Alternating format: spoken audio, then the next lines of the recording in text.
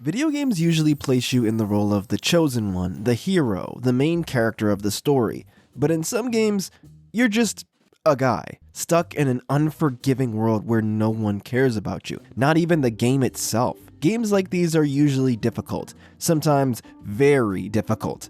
They don't offer you much, if any, guidance on where to go or what to do. Your resources are limited and scarce. Death is a big possibility, and the penalty for dying is quite steep. An example of one of these types of games is the first game in Capcom's Resident Evil series, first released in 1996 for the PlayStation. Although today I'll be looking at the HD remaster of the GameCube remake. Many of the future Resident Evil games are more linear and far more action-oriented. However, the first game takes place in a confusing puzzle of a mansion filled with dark secrets and scary monsters.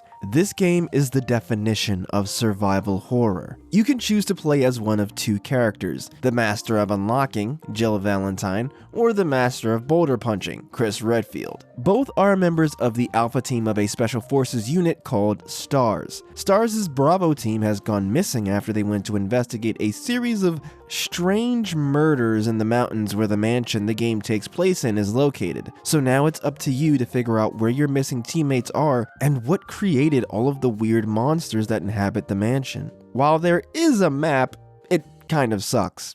No, it actually just really sucks. It doesn't really tell you a whole lot besides whether a door is locked or not and whether you have all of the items in a room. Those items could be optional items, so that room might not even be necessary to continue your quest. All in all, the map is just very limited. In fact, just about everything in this game is limited. Ammo, healing items, inventory space, even your ability to save the game is limited. You save the game at these typewriters, but you can't save unless you have an ink ribbon. Ink ribbons aren't rare, but they're not super common either. You can't be too loose and free with these things. This adds a constant layer of tension to playing the game. Should you waste an ink ribbon to save the game and make sure you don't lose all of the items, or should you save the ink ribbon for later, after you've made more progress? There are no checkpoints or autosaves here, folks. Saving is a crucial decision that you're going to constantly have to make the choice to do or not. The atmosphere of the mansion makes the overall feeling of the game that much more dreadful and oppressive. The mansion is really creepy, and not just because of the zombies.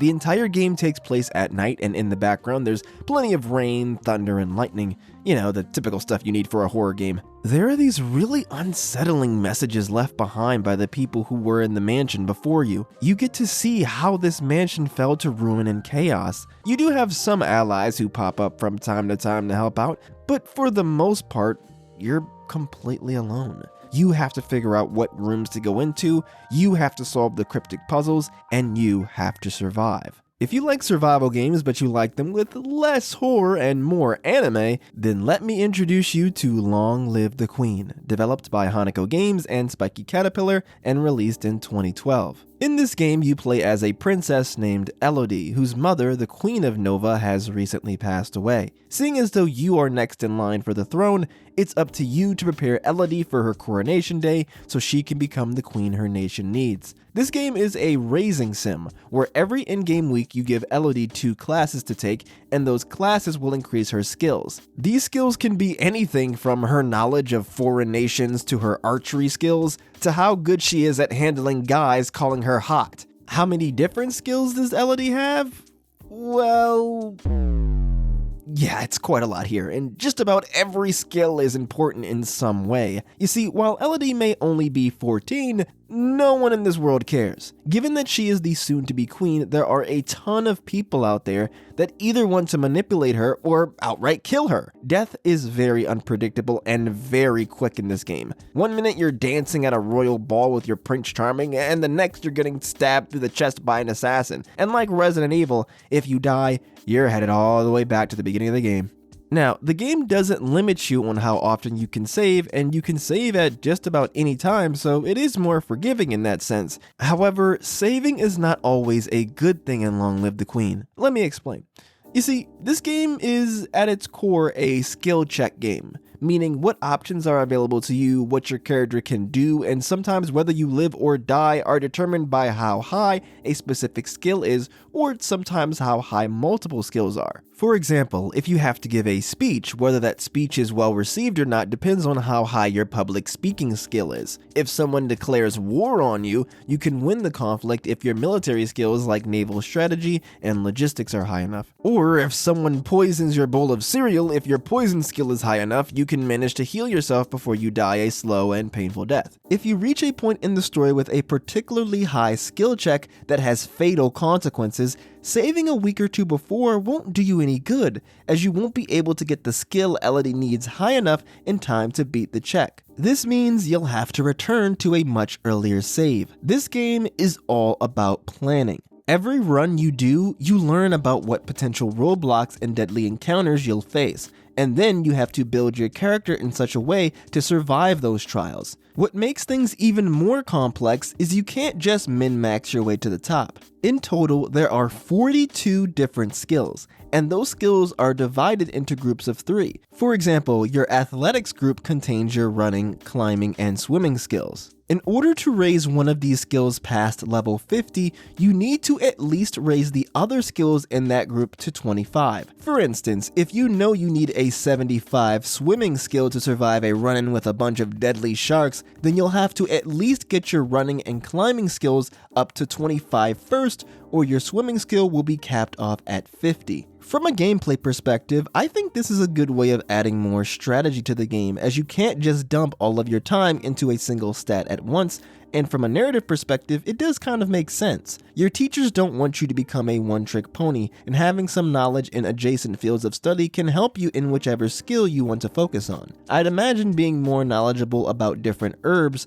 will make you more knowledgeable about poisons and which herbs might help treat them. Though sometimes the whole having to learn other skills thing also makes no sense. I don't see how learning more about being a better floral decorator somehow makes you able to sing better. All in all though, these level caps help to add a bit more depth to the game. Long Live the Queen can definitely seem like a trial and error game at times, and it is, but having to plan out which skills to increase and when to increase those skills makes a game far more like a puzzle game. There's multiple endings too, depending on the choices you make and the characters you form good relationships with, which adds even more to the complexity as you'll need certain skills to improve said relationships and to get certain endings. I haven't even mentioned some of the game's other mechanics like the outfits that can increase Elodie's stats or Elodie's mood which can impact how effective her classes are. Then there's a surprisingly in-depth lore surrounding all of the different kingdoms, characters, and locations which can help inform your decisions. There's just a lot to this game and the game forces you to figure it all out. Another indie game that forces you to figure everything out is The Friends of Ringo Ishikawa, a 2018 open-world beat-em-up RPG developed by Yeo. This game takes place in 1980s Japan, where you play as a high school delinquent gang leader named Ringo Ishikawa, and yeah, that's about it. There is a story that can play out showing the various events in the lives of Ringo's friends and other people in the town, but you don't really have to engage with that all that much. There is a time progression system where every day new events happen, and some of the events in the game are missable if you're not at a certain place at a certain time, which makes the game's story that much more engaging. It feels as though you're just an outsider experiencing the lives of all of these different people. The Friends of Ringo Ishikawa is technically a beat-em-up, but you can skip most of the fighting and just turn the game into a life sim, doing things from shooting pool to working out to looking cool as you smoke a cigarette and have an existential crisis. Existentialism, which in its simplest terms is philosophy related to the meaning of existence, is a big theme of this game. You can do a lot of things in this game that don't really have a purpose. Like, you could be a typical bad boy and skip school, but you can also choose to go to class. However, in order to actually learn anything, you have to actually press a button to take notes. Otherwise, you just sit there doing nothing.